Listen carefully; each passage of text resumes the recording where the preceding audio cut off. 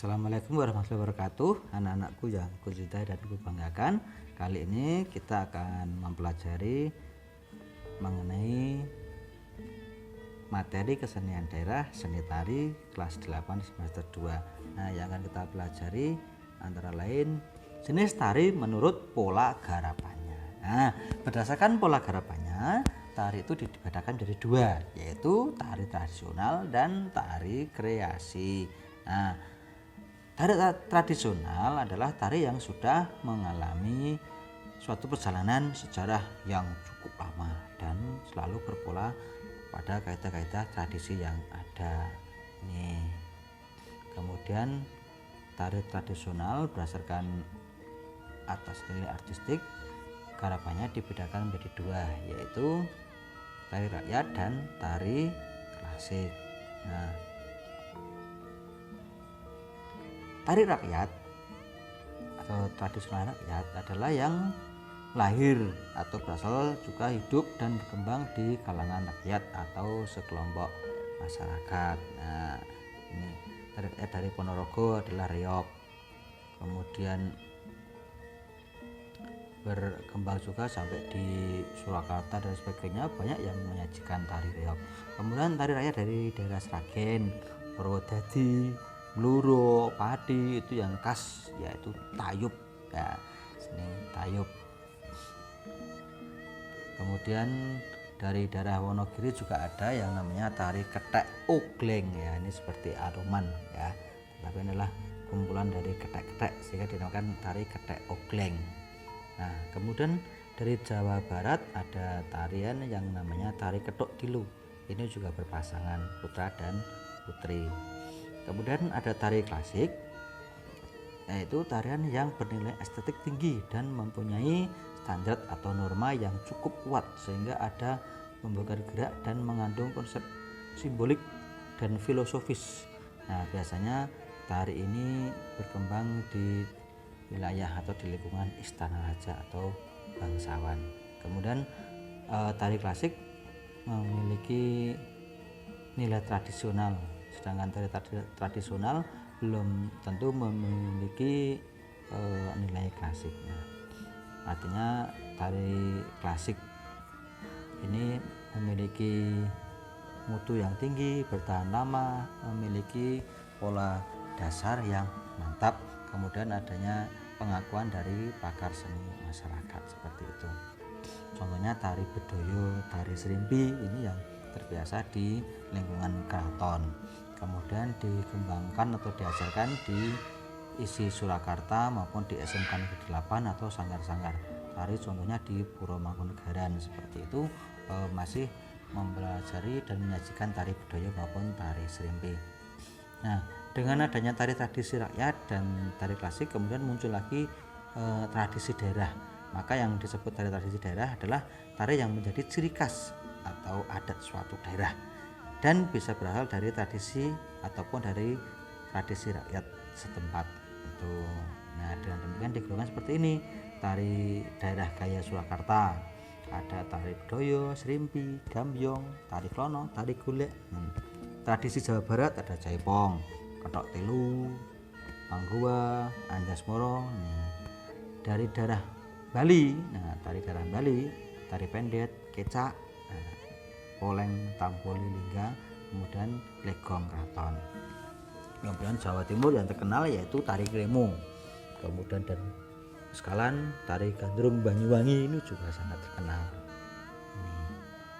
Kemudian tari kreasi. Nah, tari kreasi ini timbul karena ingin mengolah, menciptakan atau mengubah gerak dari yang sebelumnya. Tari kreasi ini juga media membuka kebebasan kepada seniman-seniman untuk mencari hal-hal yang baru di bidang tari.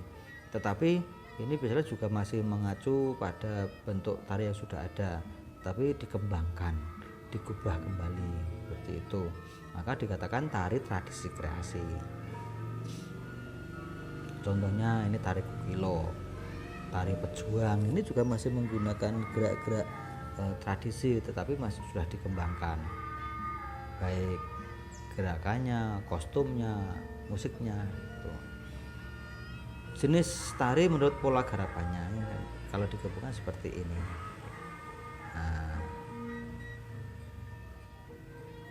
Nah,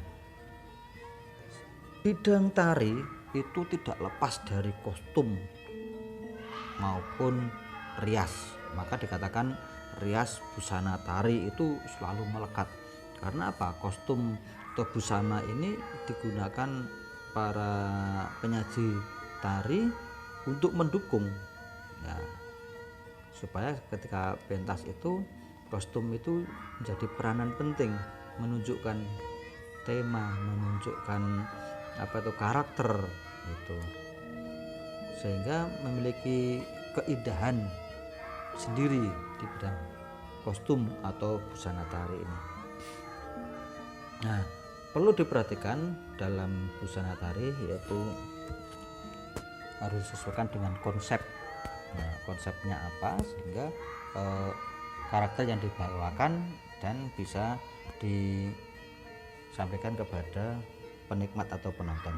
Nah, perlu juga jadi yang perhatikan dalam penataan busana yaitu efek lampu, penyusunan komposisi warna, kemudian juga kesesuaian gerak penari, karakter peran yang digunakan, kemudian jarak panggung penonton.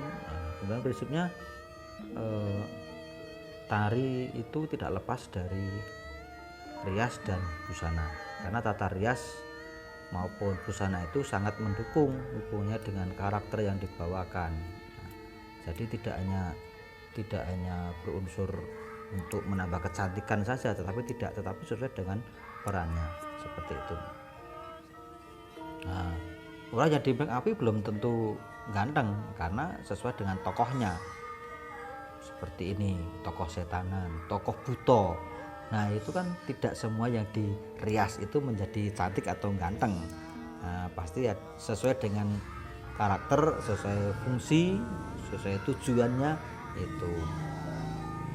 Nah, rias dalam tari maupun busana ini memiliki rias baku dan tidak baku. Nah, rias baku itu tidak boleh dirubah, artinya ini menunjukkan karakter. Contohnya bagian wayang. Nah, bagian wayang, tokoh wayang orang itu menjadi rias baku. Nah, ini tari Kartokoso Gandrung, Sri Kadek Pustokoweni. Nah, ini tokoh-tokoh ini dan lain sebagainya memiliki rias busana yang pokok atau baku. Nah, berbeda dengan tari-tari kreasi. Kalau tari kreasi itu rias maupun busana tidak dibatasi, artinya boleh berkreasi apapun itu.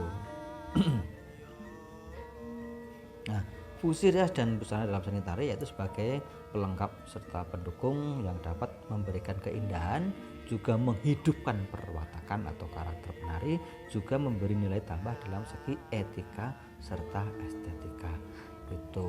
Nah, ini ada irah-irahan, ini bagian kepala ini. Nah, kalau kita pakai topi, tetapi kalau di dalam tari menggunakan irah-irahan. Nah, ini bagian kepala. Nah, ini menunjukkan karakter juga nanti. Nah, ini bagian telinga, ada sumping. Nah, ini bagian telinga. Nah, kemudian di bagian gelung, kantong gelung, ini bagian leher belakang, ini di atasnya pundak ini. Kemudian kalung kece bagian dada, kemudian kalung susun ini bagian dada. Nah, ini ada kalung ulur juga, ini panjang, artinya kalungnya itu panjang berlipat-lipatnya, ini sampai di dada. Kemudian serempang melintang di dada, nah itu serempang. Nah, ada lagi endong panah, melintang di punggung. Nah, ini tempat panah untuk pada tari Sri Kandi